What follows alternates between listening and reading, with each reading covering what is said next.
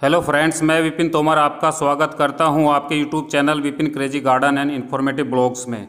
दोस्तों, विंटर में बहुत सारे फूलों के पौधे होते हैं, जिनमें से कुछ हमें देखने में सुंदर लगते हैं और कुछ को हम सुगंध अच्छी होने के कारण पसंद करते हैं। लेकिन आज जिस प्लांट की मैं वीडियो शेयर करने जा रहा हूँ, यह प्लांट सब प्लांटों से अलग है। यह प्लांट देखने में बहुत सुंदर लगता है, इसकी सुगंध भी अच्छी होती है। इस पौधे की पत्तियां बहुत सुंदर होती है। इस पौधे की पत्तियों का रंग सिल्वर रंग होने के कारण इसे सिल्वर डस्ट के नाम से जाना जाता है। इस पौधे को डस्टी मिलर के नाम से भी जाना जाता है। यह एक पेरेनियल प्लांट है। इस पौधे की पत्तियां सिल्वरी वाइट कलर होने के कारण देखने में बहुत ही सुंदर लगती है। यह एक फोलिएज प्लांट है। दोस्तों, इस पौधे की पत्तियों से मनमोहक खुशबू आती है। जब भी आप इस पौधे की पत्तियों को छूते हैं तो आपके हाथों से भी खुशबू आएगी। यदि आपके गार्डन में यह पौधा होता है और आप सुबह घर से बाहर निकलते हैं और गार्डन में जाते हैं तो आपको इस पौधे की खुशबू महसूस होगी।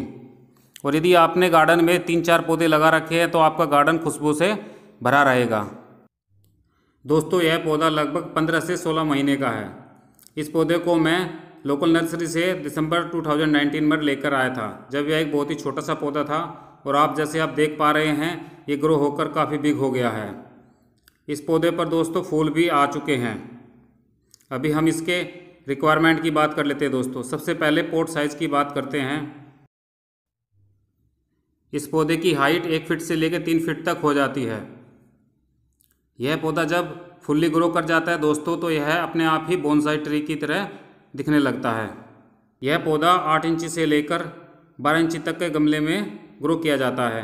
जब आप पौधे को नर्सरी से लेकर आते हैं तब इसको आप 8 इंची के पॉट में लगा सकते हैं। जैसे ही ये पौधा थोड़ा ग्रो करता है तब इसको आप 10 इंच का पॉट दे सकते हैं। जब यह पौधा फुल्ली ग्रो होने लगता है तो आप इसको 12 इंच के पॉट में रिपोर्ट कर सकते हैं। आप जैसे देख पा रहे हैं दोस्तों, मैंने इसे प्लास्टिक के पॉट में ग्रो किया है।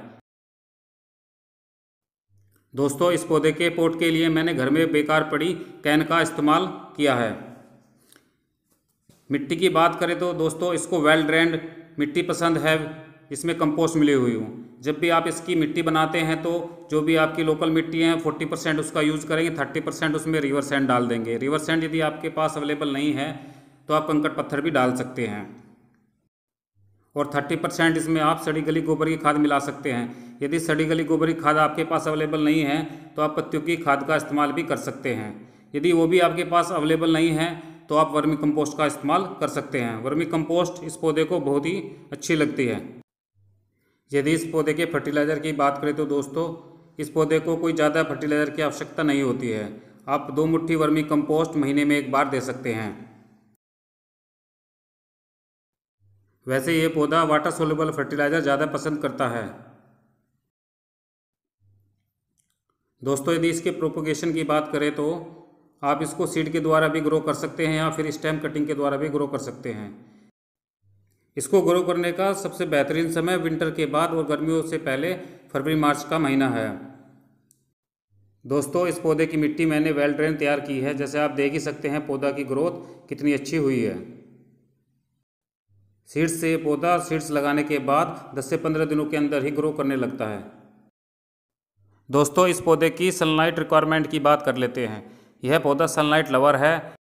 आप इस पौधे को ऐसे स्थान पर रखें जहां पर इसको फुल डे सनलाइट मिलती रहे। स्थान का चुनाव करते वक्त इस बात का ध्यान अवश्य रखें कि इस पौधे को सनलाइट चारों तरफ से मिलती रहे, क्योंकि यदि किसी हिस्से पर इसके सनलाइट नहीं मिलती है तो उस हिस्से की ग्रोथ कम हो जाती है और उसके नीचे की पत्तियाँ खराब होने लगती है। इसके वाटर की रिक्वायरमेंट की बात करें तो दोस्तों, सर्दियों में इसको वीक में 2 बार और गर्मियों में 3 से 4 बार हम वाटर दे सकते हैं। दोस्तों, इस पौधे की वाटरिंग तभी करें जब इसकी मिट्टी सूख जाती है। यदि आप इसको ज़्यादा पानी भी दे देंगे तो कोई ज़्यादा फर्क नहीं पड़ेगा। दोस्तों, इस पौधे को प्रूनिंग की आवश्यकता नहीं होती है। यह पौधा जैसे बढ़ता जाता है ऐसे ही अपना अच्छा सा आकार ले लेता है और एक बोनसाई ट्री की तरह दिखने लगता है। दोस्तों, यदि इसमें होने वाली प्रॉब्लम की बात करें तो वैसे तो यह बहुत ही हार्डी प्लांट है, सन लवर प्लांट है। इसको कोई प्रॉब्लम नहीं होती है, लेकिन फिर भी बरसात के दिनों में आपको इसकी थोड़ी सी केयर लेनी पड़ेगी। जब भी ज़्यादा बारिश होती है तो आपको इसको बारिश से हटाना पड़ेगा। 2-3 दिन तक की बारिश में इसमें कोई प्रॉब्लम नहीं होती है, लेकिन यदि बारिश लंबे समय तक चलती है तो आप इस पौधे को ऐसी स्थान पर प्लेस कर दीजिए जहाँ पे इस बारिश ना आए, क्योंकि बारिश लगने के कारण जब इसकी पत्ते भीग जाती है तो नीचे से पत्तियाँ सड़ने लगती है और सड़ने के कारण इसमें फंगस लगने के चांस हो जाते हैं। आइए दोस्तों, इसके पेस्ट्स की बात कर लेते हैं। वैसे तो इस पौधे में कोई प्रॉब्लम नहीं आती है और इसमें भी किसी कीटनाशक की आवश्यकता नहीं पड़ती है, लेकिन आपको सर्दियों में और बारिश के दिनों में थोड़ा सा इसका ध्यान रखना पड़ेगा। और यदि इसमें फंगस का अटैक हो भी जाता है तो आप नीम ऑयल स्प्रे कर सकते हैं। दोस्तों, जो जानकारी मैंने आपको दी है, यदि आप उन जानकारी का इस्तेमाल करेंगे, उन टिप्स का इस्तेमाल करेंगे तो आपका पौधा भी ऐसा ही हेल्दी बना रहेगा। आप देख सकते हैं दोस्तों, इस पौधे पर कितनी सारी फ्लावरिंग हो रखी है। इसके फ्लावर्स बहुत छोटे छोटे ग्रीन कलर में होते हैं और देखने में बहुत ही सुंदर लगते हैं।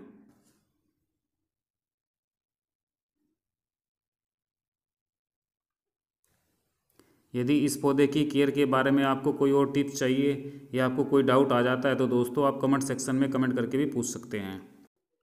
दोस्तों, मैं इसके फूलों को पास से दिखाने की कोशिश करता हूँ।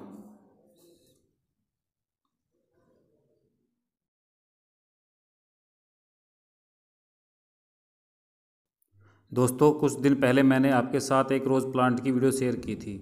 उस समय रोज़ प्लांट के ऊपर काफ़ी बर्ड्स आई हुई थी और अब आप देख सकते हैं सभी बर्ड्स ब्लूम हो चुकी है और नई नई बर्ड्स आ रही है। दोस्तों, जैसे कि आप देख पा रहे हैं, यह पौधा फूलों से लदा हुआ है। मैं इस पौधे के फूलों को आपको पास से दिखाने की कोशिश करता हूँ। पास से देखने पर आपको पता चलेगा इस पर कितने सुंदर फूल आए हुए हैं।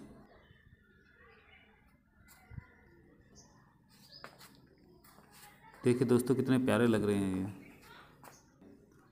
ये सब अच्छी केयर का ही नतीजा है।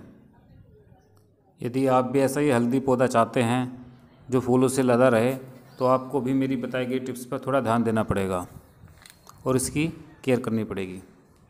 दोस्तों, यदि सिल्वर डस्ट पौधे पर दी गई मेरी जानकारी आपको पसंद आती है तो इस वीडियो को लाइक करें, शेयर एंड सब्सक्राइब करें।